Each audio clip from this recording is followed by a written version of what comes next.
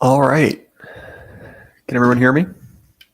I'll uh I'll give it a few seconds for people to kind of trickle in. Obviously, I want to kind of balance the people who watch this later. Oh, good. Okay, so we have 3 people. Let me just pull up the chat. All right, great. So my desire for this one is kind of, I guess, a little bit more experimental. My friends and I kind of have a game where essentially we just find the most absolutely heinous articles and kind of pass them around. So I have a few selections to go through. In addition to some other things. But oh, Spindly, sound is good. Awesome, good. Glad to hear it. If you hear anything faintly in the background, my roommate's playing video games with some other friends of mine online. So if you hear any, you know, exuberance, that's probably what it is. All right. Is anyone else Spindly? I know you're in chat, but is anyone else who's watching? Is it anyone else a regular, or like I said, I want to give it a little bit before I launch into it. Oh, sorry. Again, I'm not trying to just torture you guys with dead air, but all right, whatever. We'll start with 4.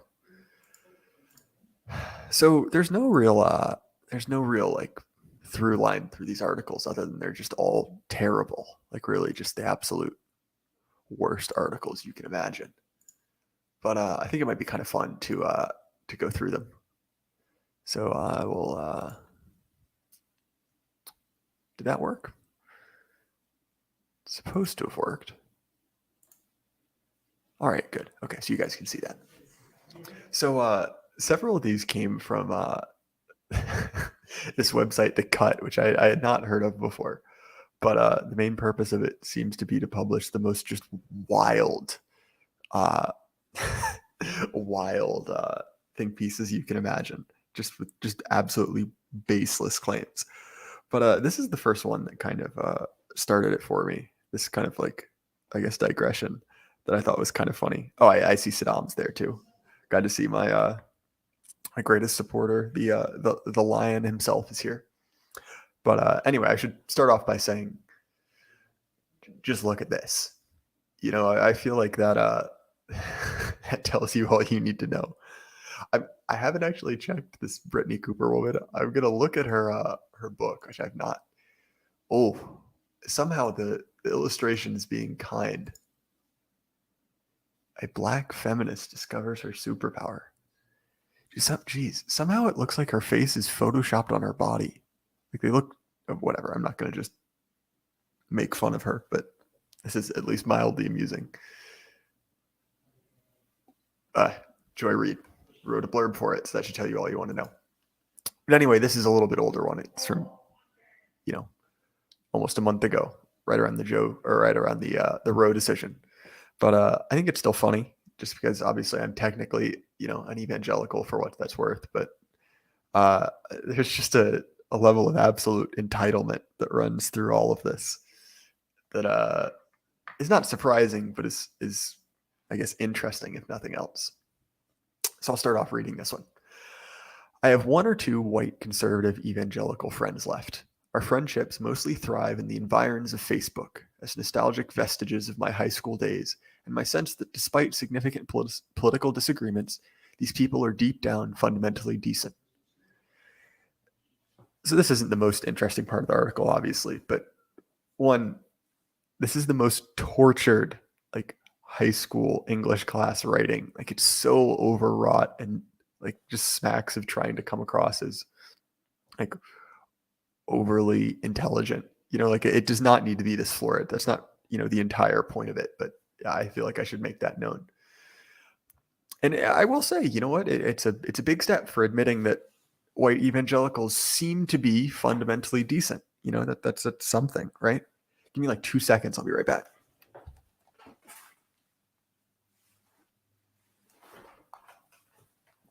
All right, sorry guys. Just had to readjust the tech. Anyway, Paragraph 2.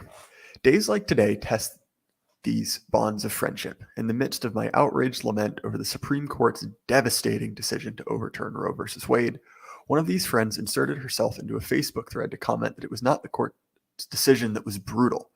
Rather, she told us, abortions are brutal for the unborn. I mean, again, I think that bringing up politics around your IRL friends like that is kind of lame and gay, but I mean, that's pretty mild, right? Like, especially if she's reacting to something else. I feel like that's, if not, laudable, is really not not the worst thing. Certainly not worth writing an article about. While I am a Christian, a preacher's kid, and a licensed minister. See, that's a warning sign right there. I never have time for white evangelical bullshit. I simply cannot abide it. I certainly do not have the patience of Job on a good day, and I definitely don't on a bad day. But I engaged her in Christian love and exceeding patience because I guess I hold out hope that if some of these conservative white women would see the light, things could change for the better. So I explained to her, for instance, that a black woman with enslaved ancestors who were assuredly denied the right to control their reproduction. I do not have the luxury of depoliticized theology that misses how political decisions impact the actual lives of real people. So I really want to, I think this is kind of fascinating because there's a lot buried in this one. One, female pastor, right? Female minister. That's a huge red flag, right? Like that already tells you enough about her relationship with the Christian tradition.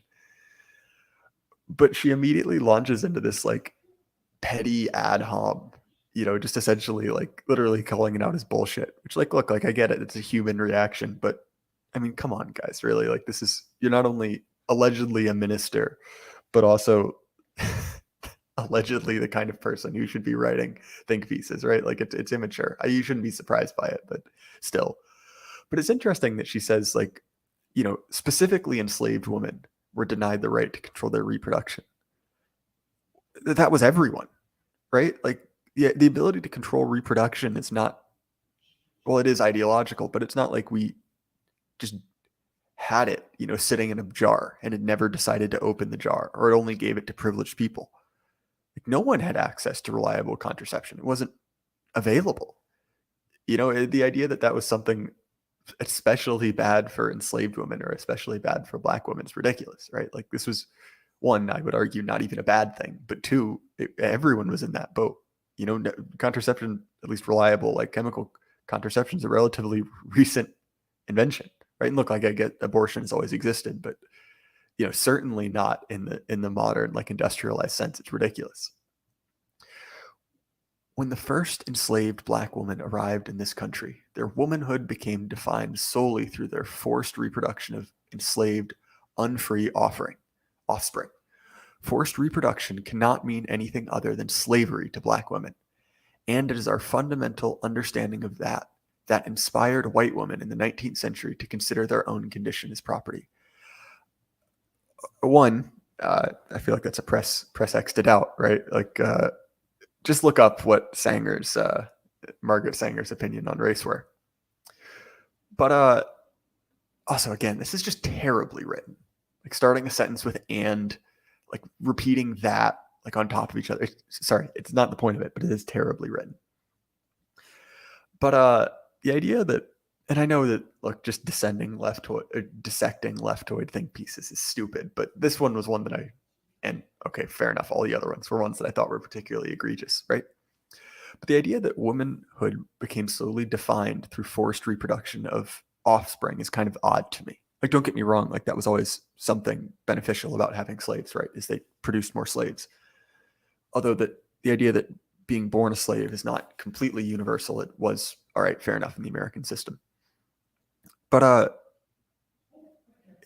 it's a bizarre one, right? Because like slaves lived as relatively normal people, right? Like they were definitely second-class citizens, but like, watch AA's video on it. It's a pretty decent one, right? Like the idea that this was an institution solely derived to essentially like harvest human misery is kind of odd, right? Like they got married, they had families, and don't get me wrong, like there were times when those families were broken up, right? Like that was always a possibility, but it was definitely not preferred, because essentially, right, and this is not a moral claim, it's just a factual one, right? Like, you don't want to make these people miserable, right? Like, if they can, or they can easily, make things much harder for you, right? It's just this odd idea of like forced reproduction, where they have like women tied up to like, artificial insemination racks so they can like, I don't know, like pump out children.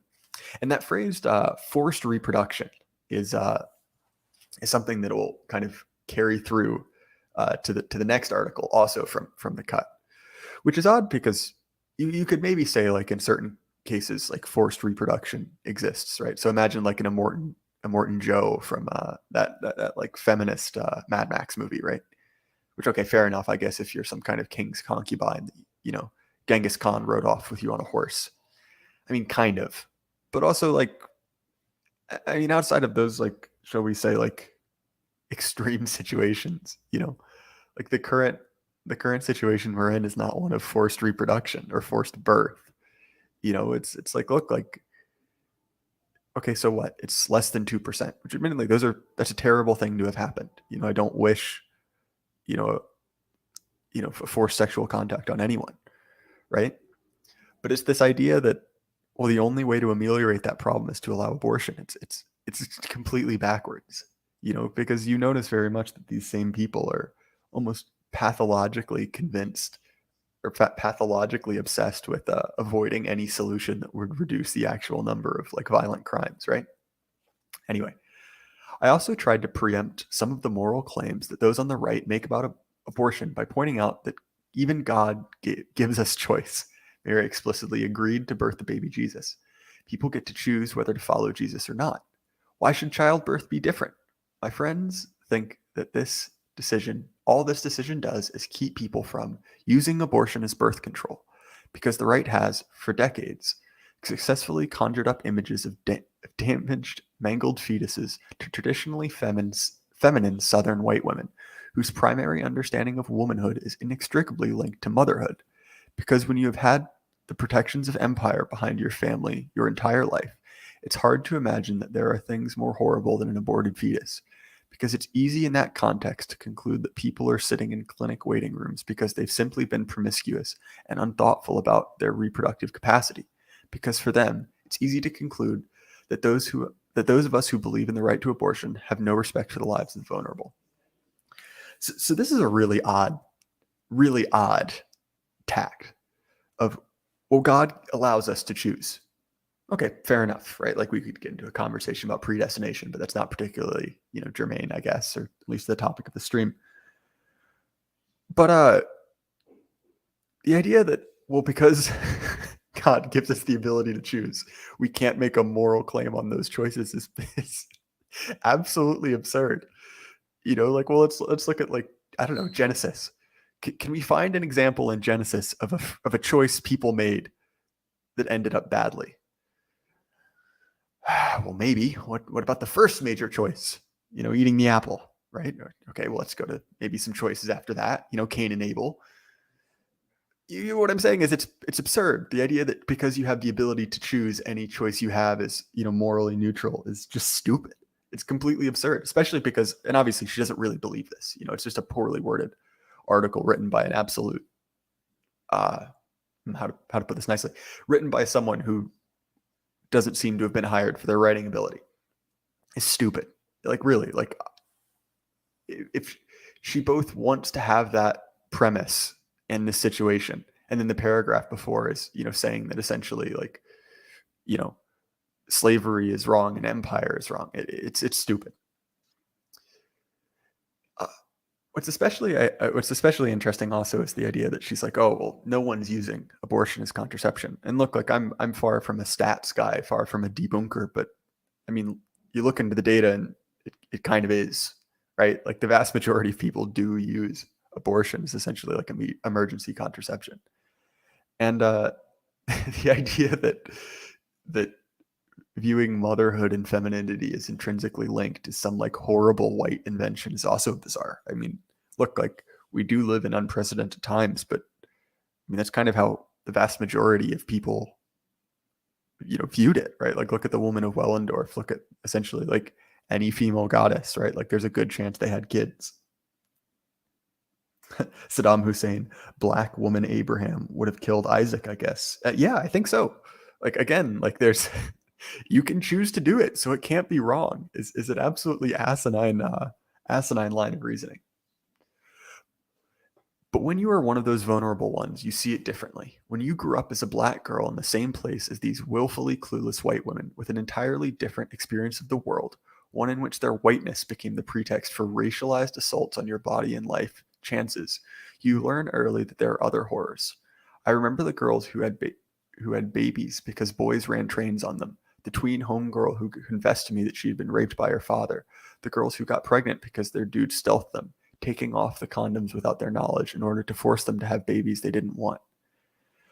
So those are all horrible things, right? I'm not going to like fall into the trap of defending gang rape, right? You know, I'm going to go ahead and say I do not support gang rape. It's a brave position. But again, what's odd to me is this false dichotomy of, right, like you must either be, you know, pro-choice, so essentially like accept the right of abortion, or you must be pro-rape. And look, I understand it's framed that way for rhetorical reasons. You know, it's framed that way as a tool to win.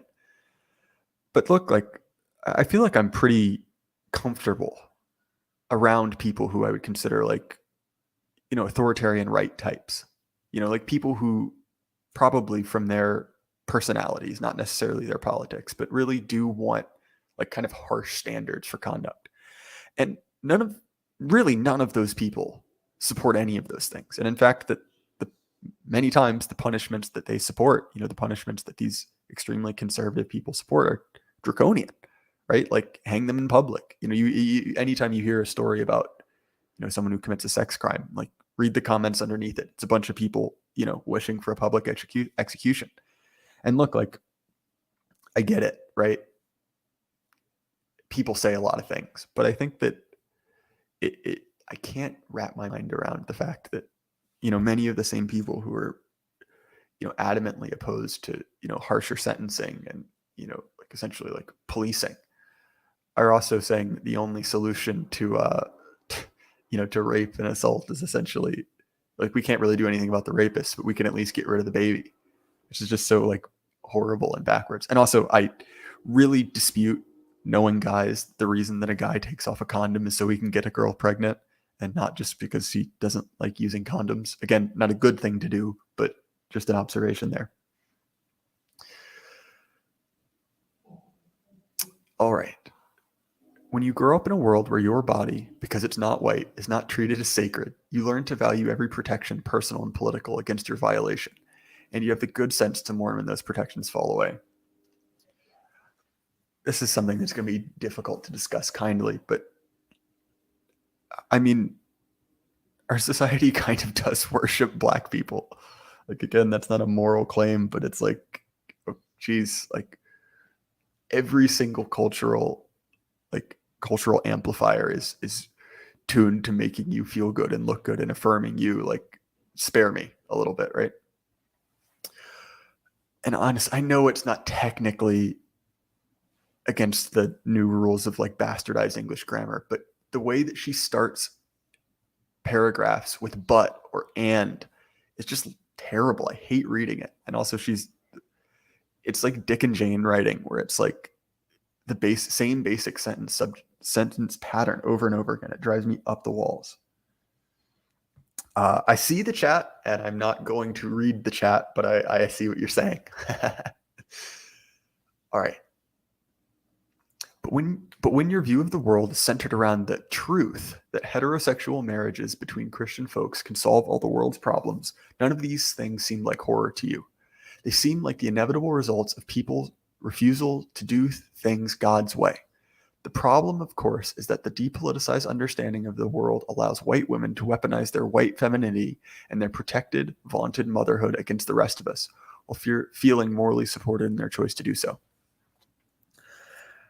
I mean, are these people wrong?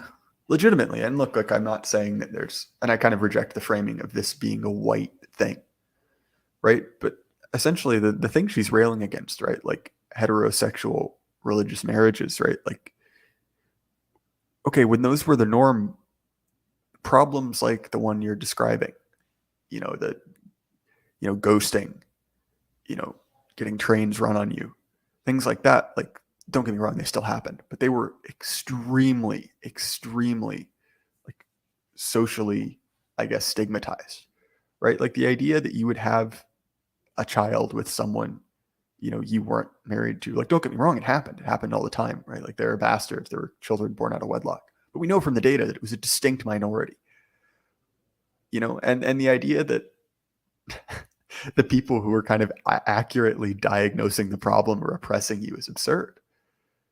Because she says, like, that it's a bad thing that people view this as like a failure to, like, a moral failing.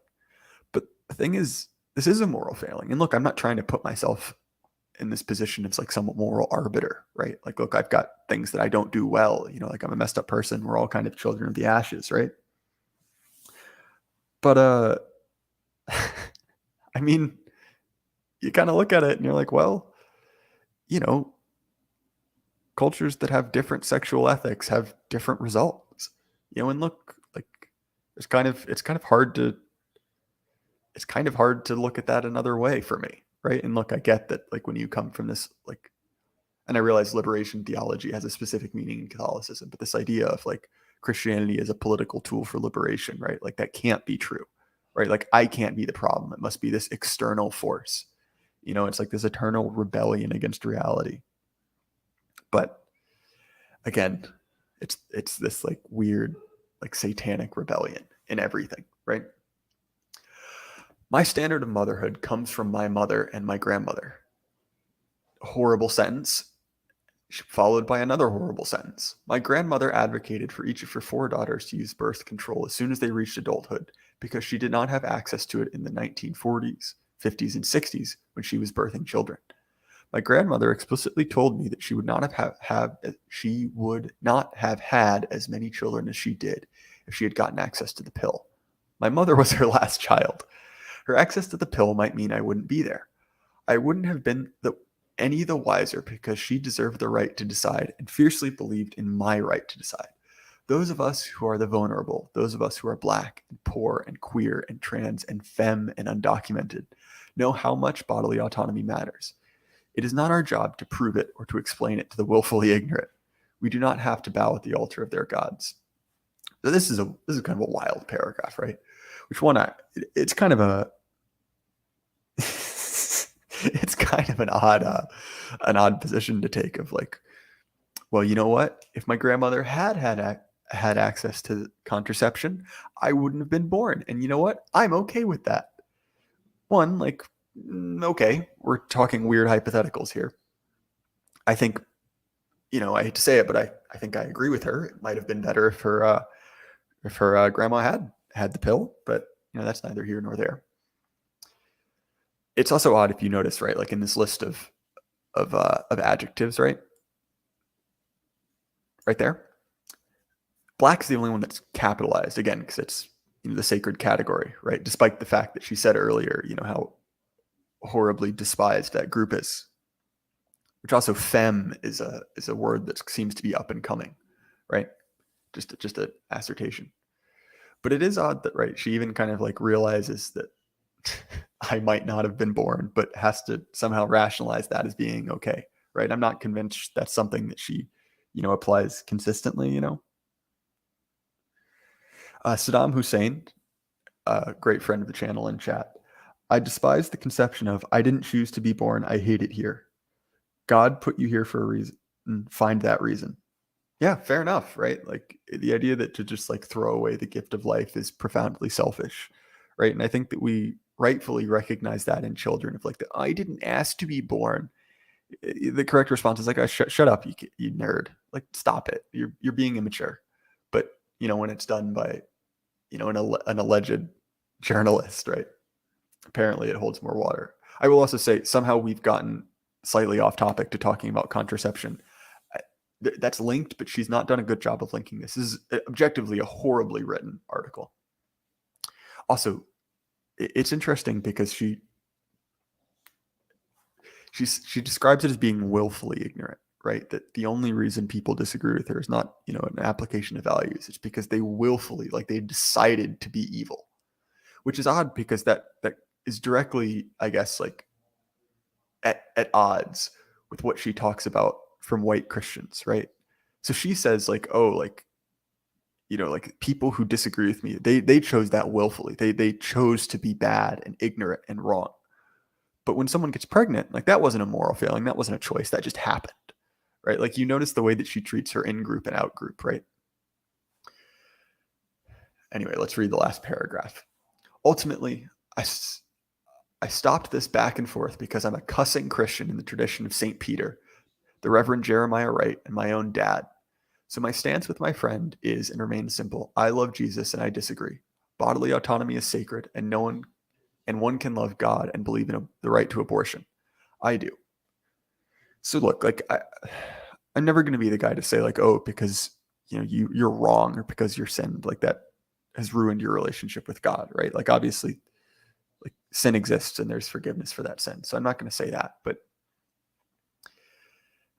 the idea that it's sacred, bodily autonomy sacred, is, at least in the context she means it, is truly kind of hellish, right? Like the idea that the message to take from scripture is essentially like, I get to choose, is absurd, right? Like essentially if you take Christianity as the process of like conforming your will to God's, so literally giving up your autonomy, it's so completely bizarre that the take from that is, well, if I need to be in charge, like when you think about it, right? Like it's literally the message of Milton's Satan, like, my will be done. I'd rather, essentially rebel against the fabric of reality so long as my will is done. And look, like again, like I don't think they're bringing their best and brightest here. Brittany Cooper doesn't exactly seem like a 135 IQ, which by the way, there's some wild stuff in here. Yeah, I'm not going to read any more of this. It just seems like an absolutely vile article. But when my roommate sent it to me, I thought it was her name's Professor Crunk on Twitter. Gosh, I'm gonna cyberbully this woman. How is she bigger at every single? Oh, and she posts Wordle. Oh, come on, this is too easy. I can't. Okay. We remember you on this black holy Dale. Oh, okay. Sorry, I'm gonna get off this before I say something that I regret. Okay, we'll go to that one next. This is another cut one. I just read this one because it was recommended. But it seems like she's just writing the absolute, just like the lowest tier, like gossip rags. But she did write this one, which I thought was also interesting because we see a similar attitude towards bodily autonomy in this one, and just a profound sense of ingratitude that's kind of blowing myself away. All right, this is another short one. In the aftermath of Roe, many conservatives keep pushing their belief that people who are denied abortions can simply put their children up for adoption, from justices framing safe haven laws as solutions to abortion bans to forced birthers. That's an interesting phrase. Like that phrase, it's interesting, right? And sorry, I don't mean to just distract on the topic at hand, but you notice this a lot, right? And like the pathologizing, that's the correct parts, or that's the correct form there, right? But the pathologizing of like the regime's enemies, right? They always come up with some catchy term like anti-vaxxers, climate change deniers. Like you hear this, like this term is like, these terms come into existence almost like out of nowhere, and they're used as almost like a shorthand to just describe like enemies of the regime, right? But forced birthers and Christo-fascists and Christian fascists seem to be kind of the new instantiation of the bad people, right? Oh yeah. So anyway, I'll start the sentence again. In the aftermath of Roe, many conservatives keep pushing their belief that people who are denied abortions can simply put their children up for adoption, from justices framing safe haven laws as a solution to abortion bans, to forced birthers carrying signs offering to adopt babies at protests. This has been another odd one. Essentially, because the retort for so long has been like, oh, well, you conservatives are pro-birth, but you don't support mothers afterwards.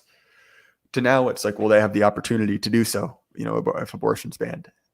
And now all of a sudden it's, oh, it's creepy and weird if someone wants to adopt a baby. Like you've seen those, I'm sure, right? Those posts going around social media of, the white families who are supposedly super creepy and demonic looking because they want to adopt, potentially aborted children. But it does seem odd that it's like you should support them.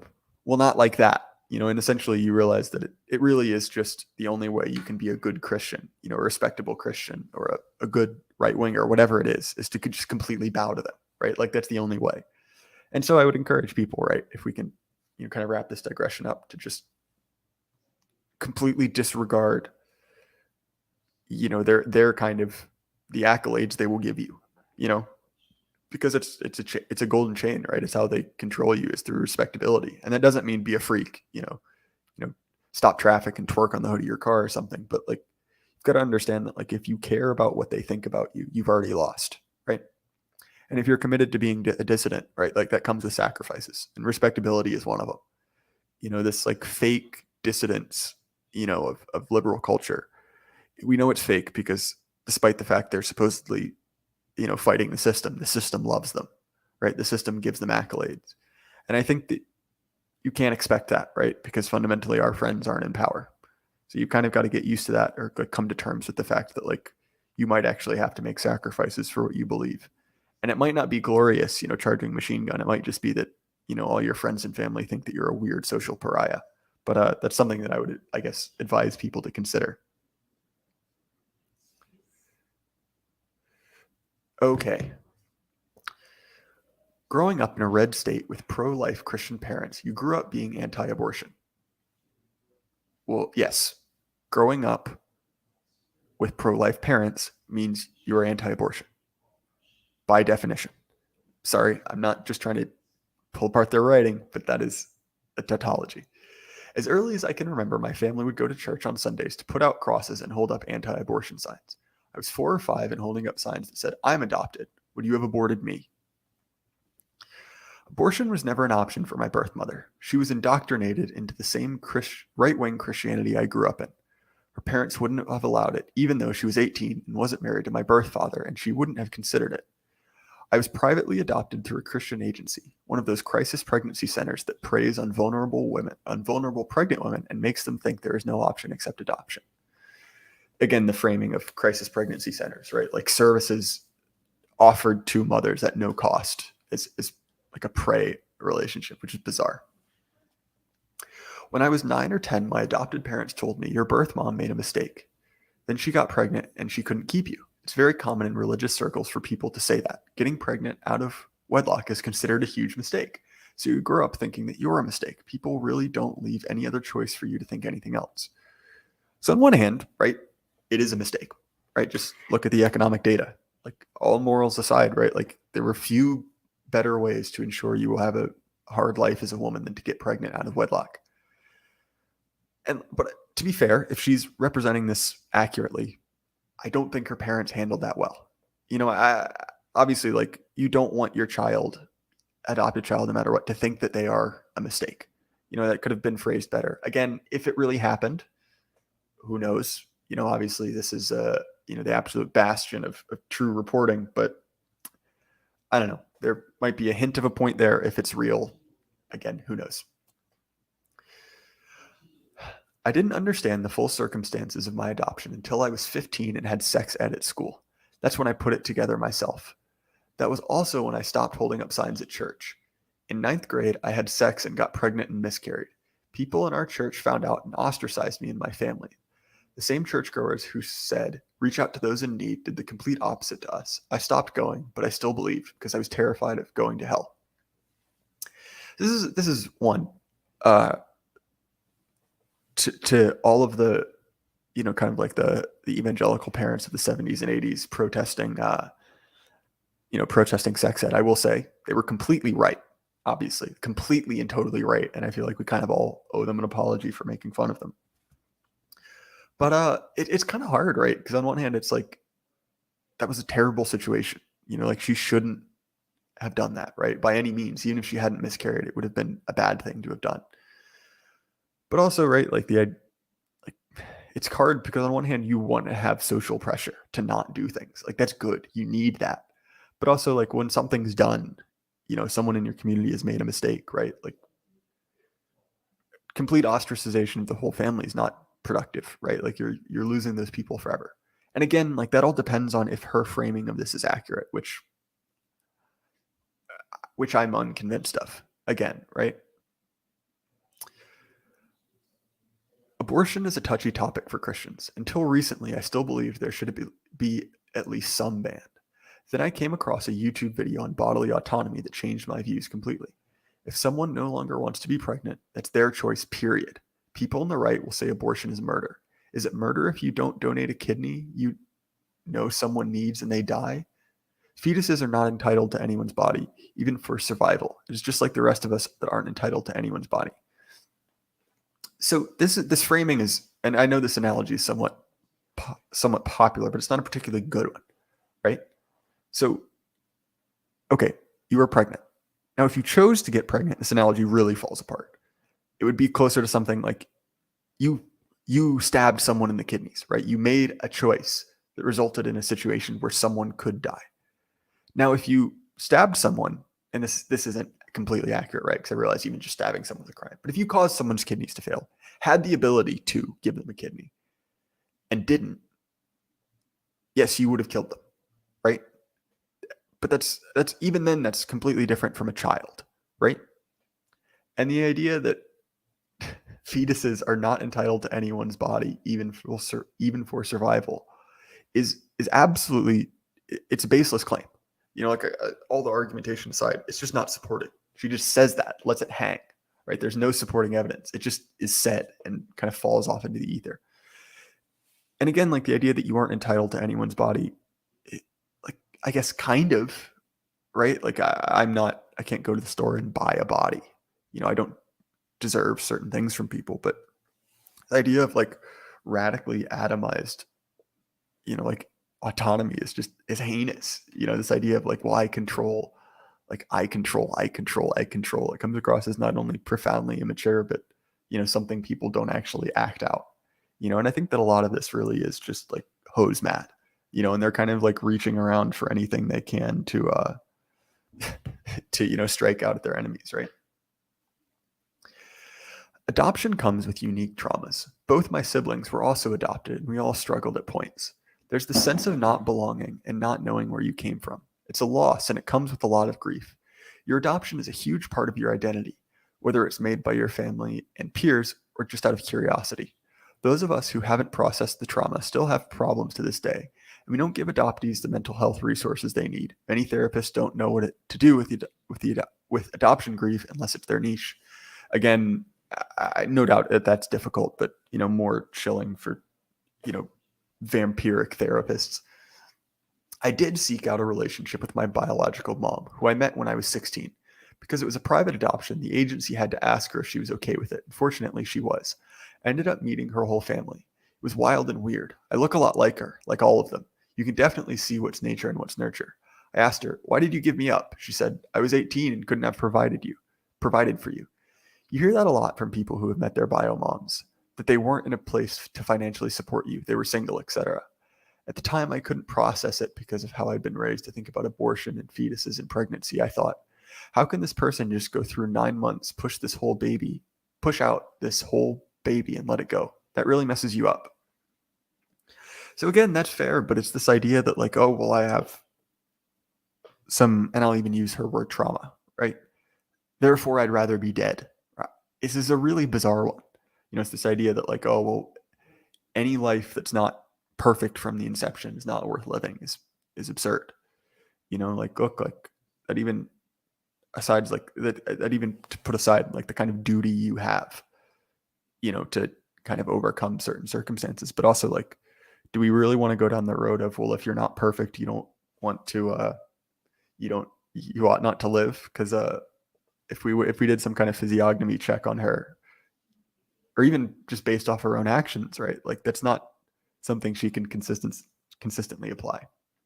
And again, I've said it before that, making fun of the libtards is kind of the lowest common denominator for like right-wing discourse. But it is interesting to hear in like libtard central, right? Like their own, I guess, like arguments for their internal rationalizations. I think that's a little bit interesting. Okay. Now it highlights for me how hard we make it for single parents to survive in this world. Okay, well, we don't make it hard. It is just hard, period. Which is why the people who, exerted social pressure on your mother, it's why that social pressure exists. It doesn't exist to make it unpleasant.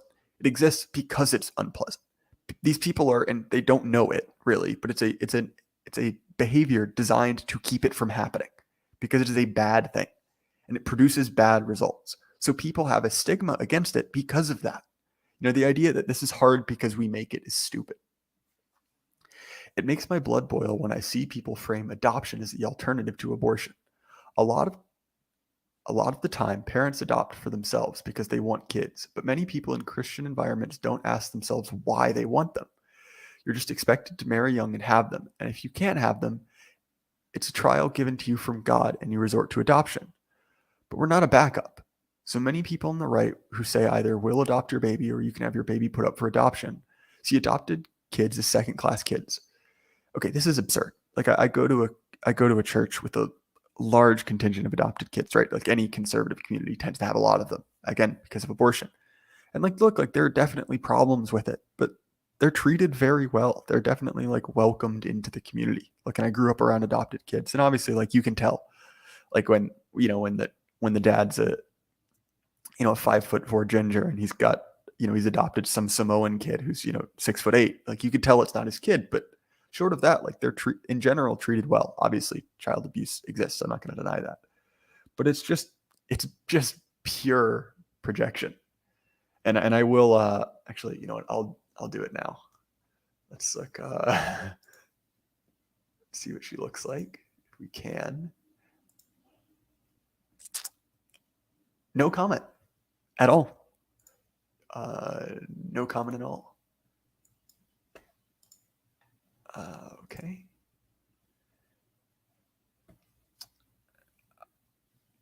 Yep. I have nothing to add at all. She looks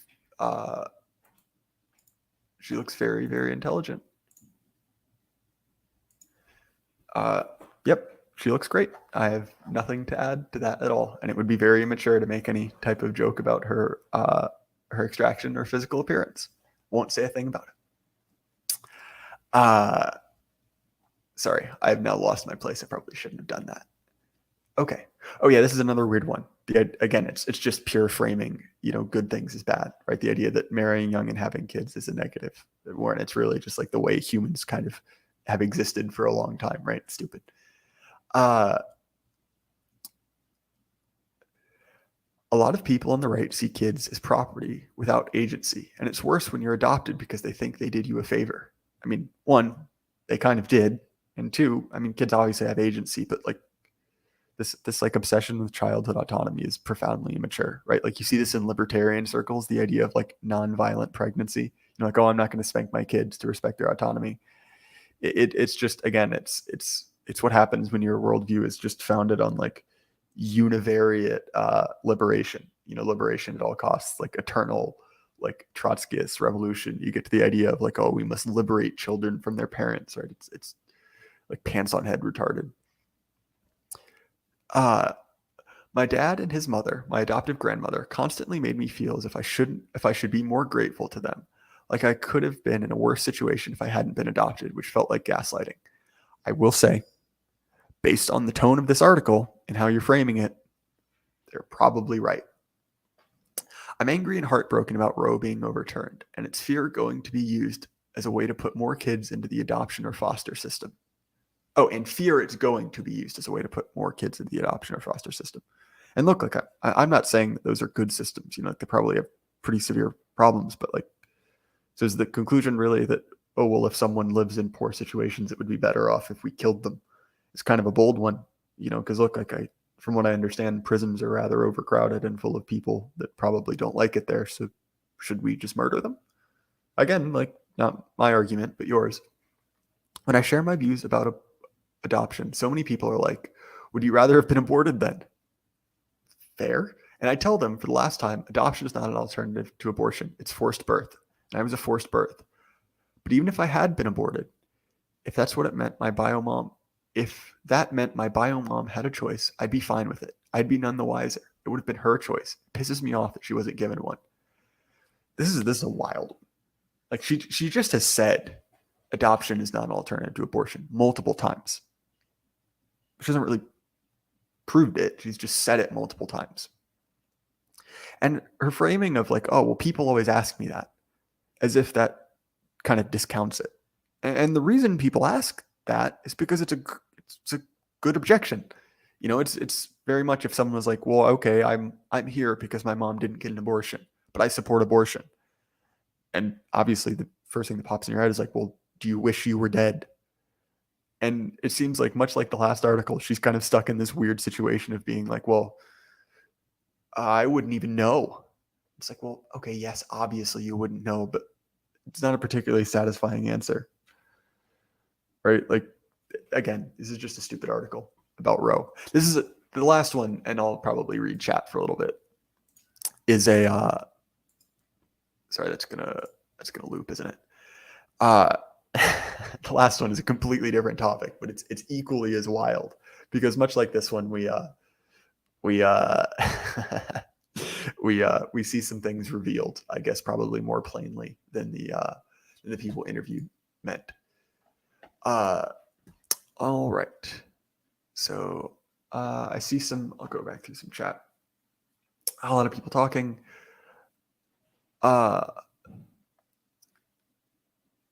They're scared because they know the family is the ultimate ideological reproduction. Saddam Hussein. I completely agree, right? Like, they recognize that essentially, like, the structure of the family is resistant to, like, the ideas they want to push, like, is resistant to their power system. So they want to break it up, right?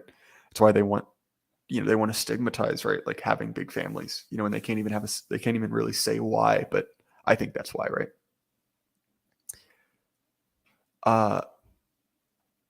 All right. Sorry, I'm reading your guys' chat, but there are things that I read that are, great and that are very, on topic, but I don't think Susan would appreciate, right?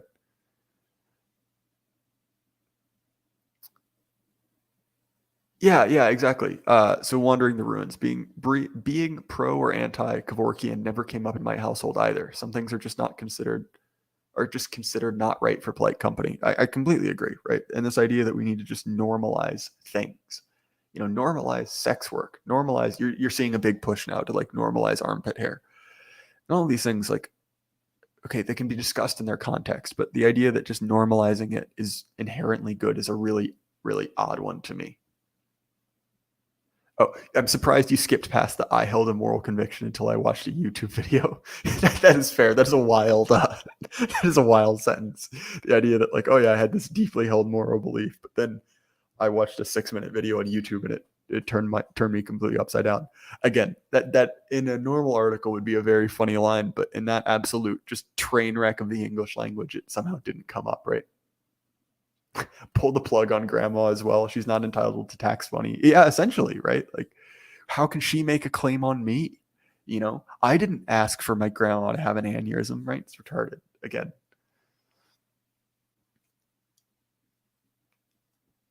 Oh yeah, just a bunch of guys asking to see the photo. It wasn't as bad as I thought, but it was, you saw the name and you kind of got it, right?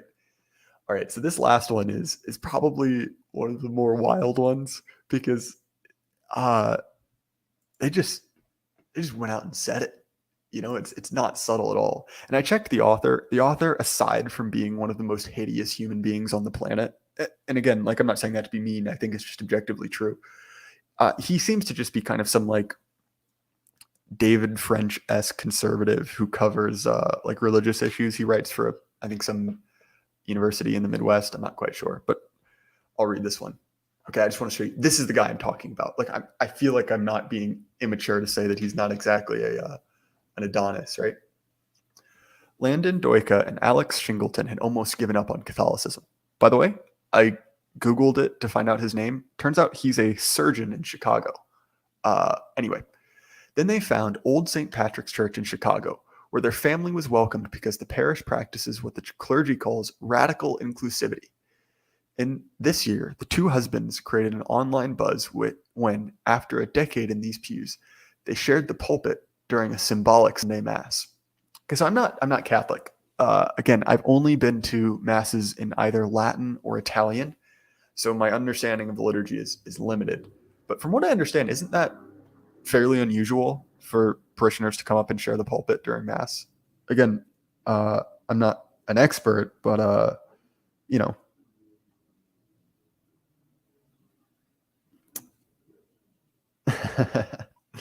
Yeah, it is from Yahoo, right? The bastion of journalism. But come on, like, I gotta find something to talk about, and this one's wild enough. Anyway, Chicago is celebrating Pride, and of course, today is Father's Day, and conveniently, we tick both of those boxes, said Doika. In all honesty, if you had told us as young boys who wasted countless hours of our lives in church trying to pray the gay away, that someday we would be standing in front of all of you in our Catholic church talking about our family on Father's Day, we would never have believed you. I wonder why. At this historic parish, their adopted daughters are thriving. See, look, there is a through line in this, right? Like, notice how positively adoption is presented when it is a gay couple, as opposed to this kind of like mythical, like fundamentalist Baptist, child, right? Like, it's presented as thriving. Like all of the language is incredibly positive, as opposed to forced birthing, right? Like, forced birthing is fine as long as it ends up here, right? The youngest was baptized with no complications, unlike the secret ceremony for their first daughter at a previous church. In 2016, the Old St. Pat's altar featured, for a month, photos of victims from Orlando's Pulse nightclub massacre. Parishioners shook the couple's hands during the sign of the peace. There was no need to worry about hearing sermons opposing gay marriage or seeing conversion therapy pamphlets. I'm curious. I'm gonna Google this church and see what comes up. Because again, it's a beautiful old building. It's really sad that much like everything old and beautiful in Christianity.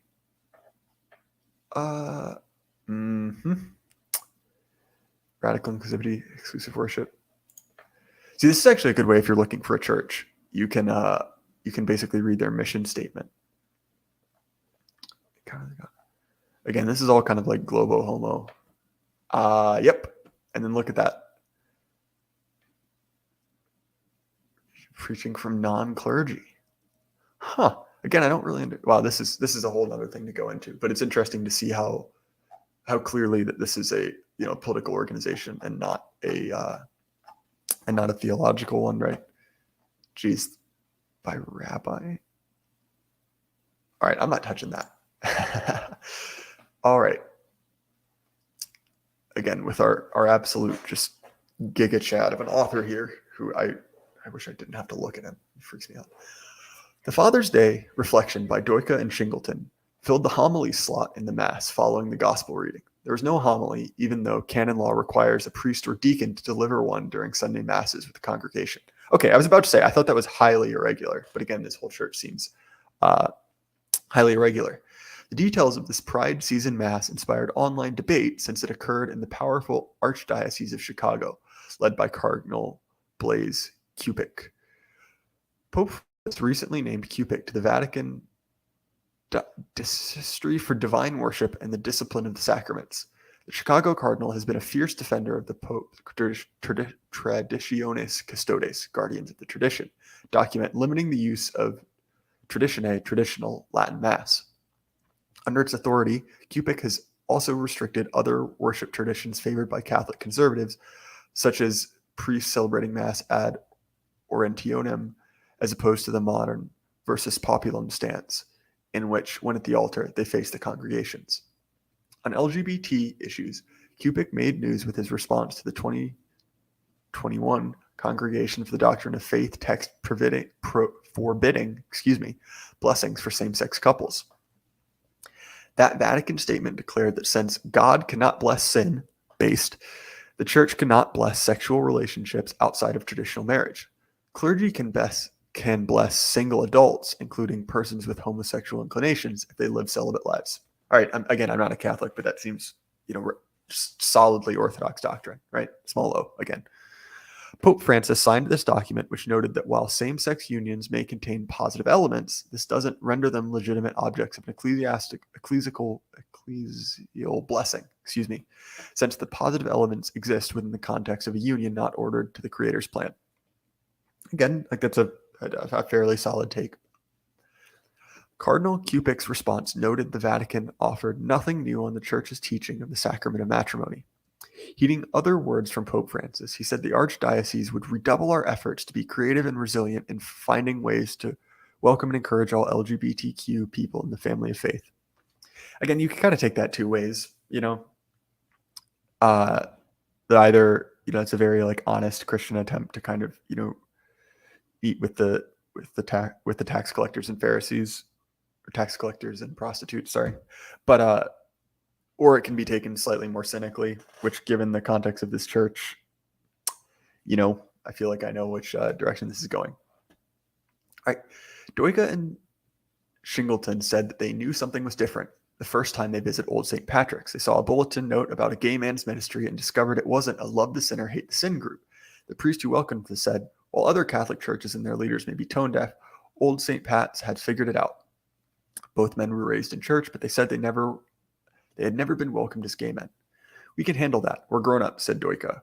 We wanted to raise our children in the Catholic Church, which, after all, our church, just as much as it was the church of the people who would not shake our hands. However, he added they didn't want to expose our children to bigotry and have them feel any shame or intolerance about their family.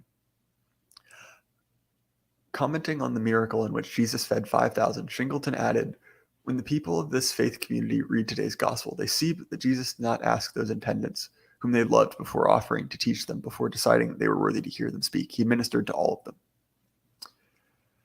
So look, I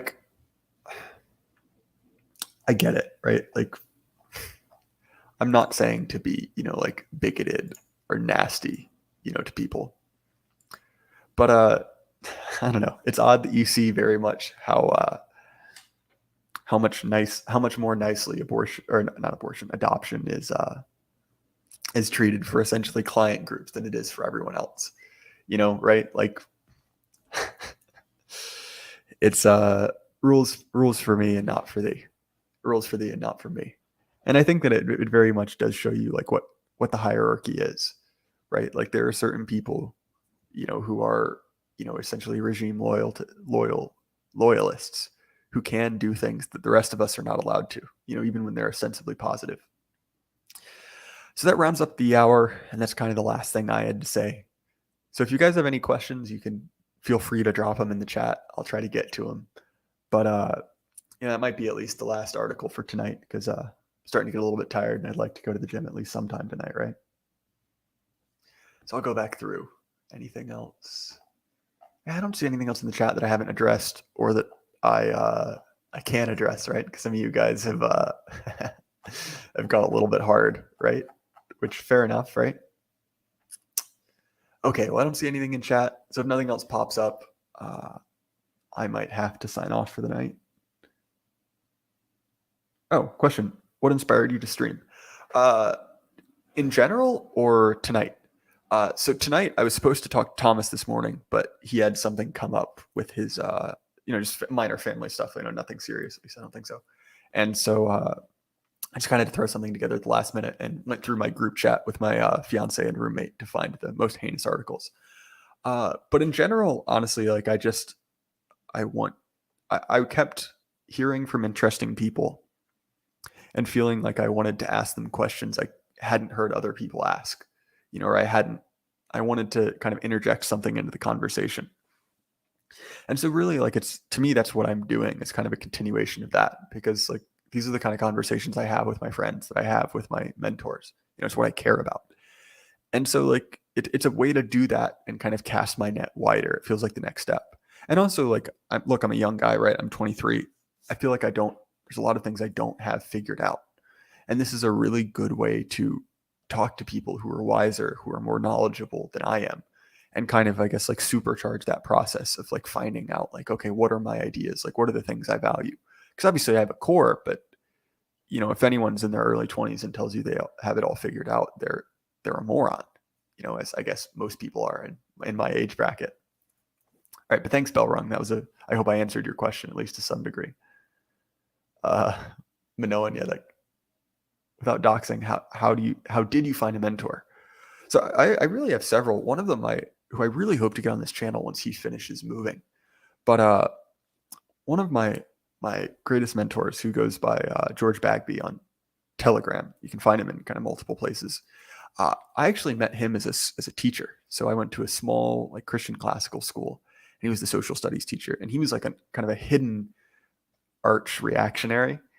Like I really like I can't describe all the things that he got away with, and like pointing us towards people in these circles when it comes to things like he was having us read in class when we were a bunch of 17-year-olds, right? Like excerpts from De Juvenal and things like that in a political science or like a civics course, and so like that one just kind of fell into my lap. But the other people I've met who I would consider mentors are, like friends, older friends, especially like older men, I think are really like just vital. Some of those I've met because, I met them, most of them I've met through church, right? Or for instance, right, like my one of my mentors, he's in his early 40s now. I think he's probably 40.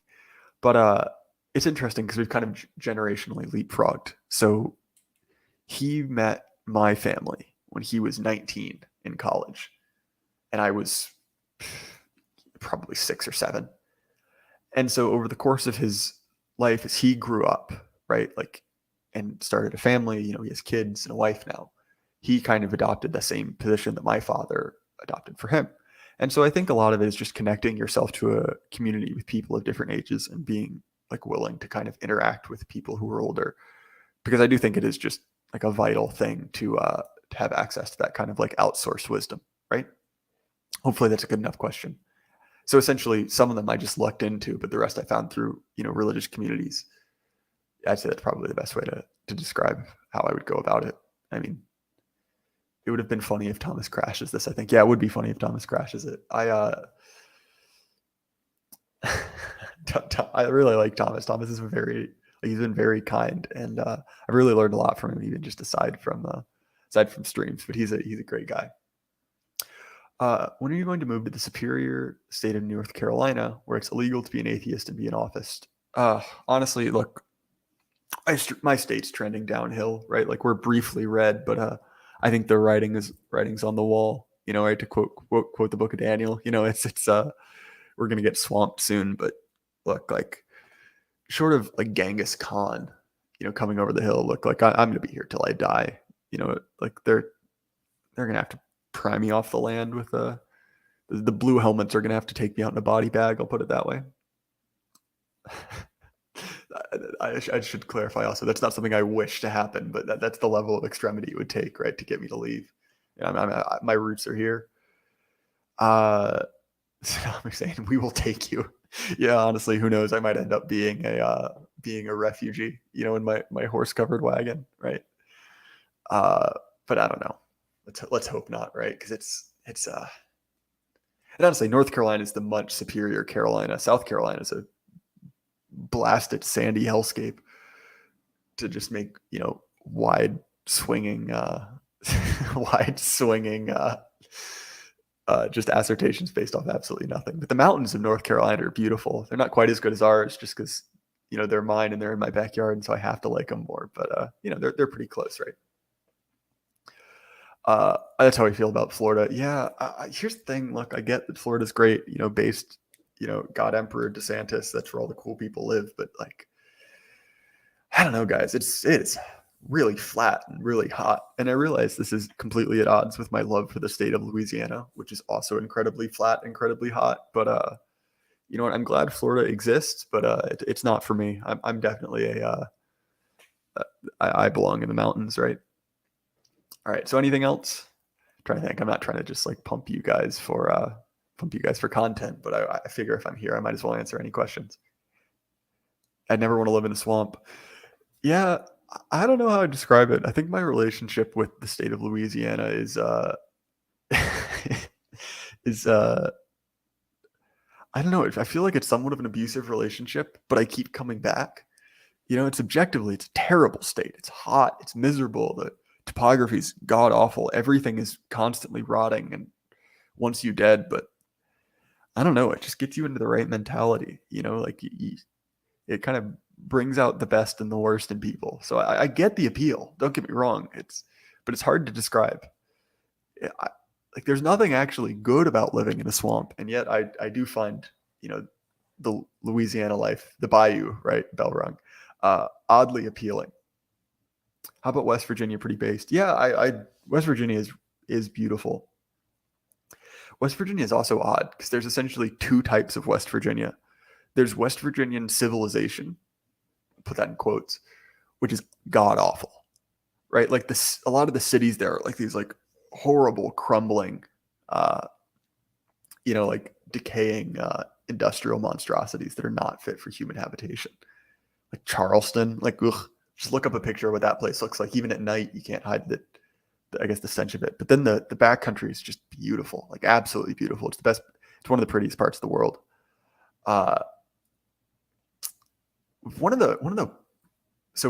West Virginia, the school, right? So I'm sure you guys know I worked for a car collection for a long time.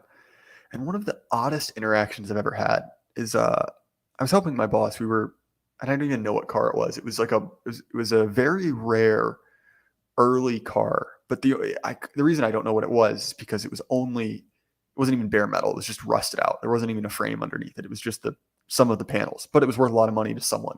Might have been a Brewster. Might have been a Brewster. It was a Brewster chassis, Brewster bodied Ford, I believe. I can't remember. Anyway, not particularly important. But this couple came to pick it up for, again, another rich client. And they'd gone to West Virginia. And apparently in West Virginia, it's a big thing to set couches on fire. It seems to be big at every school, but they seem to have made some kind of art form out of it. And so I'm talking to this guy's wife, right, who's picking up the car, which I did a lot, right, because my boss would sometimes handle the clients, and it was my job to make sure that their wives were comfortable and happy, and had someone to talk to. It does wonders for how they how the client remembers it, right? If his wife's happy, he's happy. But she was talking to me about going to school there during the 70s and people burning couches. And she said one of the most wild things I've ever heard a boomer say. Well, they were talking about, she's like, yep, those boys out at the school, they'll set fires. And you know what? They used to do it a lot, but then some police just shot them. Yep, they were burning a couch and the police shot them, and that stopped that problem. Just matter of fact, like, yep, got shot 8 times, which again, I don't know when it happened or to what degree it was warranted. But she just dropped this guy got gunned down for setting a couch on fire like nothing. And the conversation just kept rolling, and it kind of rattled me, right? Because it was just an odd for essentially a grandmother to drop this kind of like casual disregard for human life. It's a little bit odd, right? All right. Well, anyway, I think that's my my last major story I'm going to tell tonight. So as far as content schedule goes, I'm gonna be out of town for the next week. I'm gonna be on a family vacation. The waspiest vacation you can imagine, right, in New England. But I do have pre-recorded content. So I've got another stream with Thomas, which has not happened yet. That'll be recorded tomorrow morning, going up on Tuesday, about what it is to be a right Hegelian, the tradition of Hegel, stuff like that. And then on Thursday, I've got Heroic Will, H-Dub himself, on to have a really great, and this was honestly a banger, in-depth philosophical discussion about nihilism and Gnosticism. I will say in this chat, I know it doesn't matter, but it bothers me. I made a mistake describing Gnosticism. I got it mixed up with another Christian heresy. It doesn't materially impact the discussion, but I feel like I should clarify it because I caught the mistake, guys, right? Like I refuse to edit my podcast. I'm not going to go that far to fix my mistake, but I'm going to bring it up in a separate chat. But anyway, guys, thanks for coming out and hanging out with me while I, read low tier articles. I really enjoyed it. I really enjoyed talking to you. And anyway, guys, I hope you enjoy the next 2 episodes because I think they were pretty good. And All right. I'll see you guys later. Good night.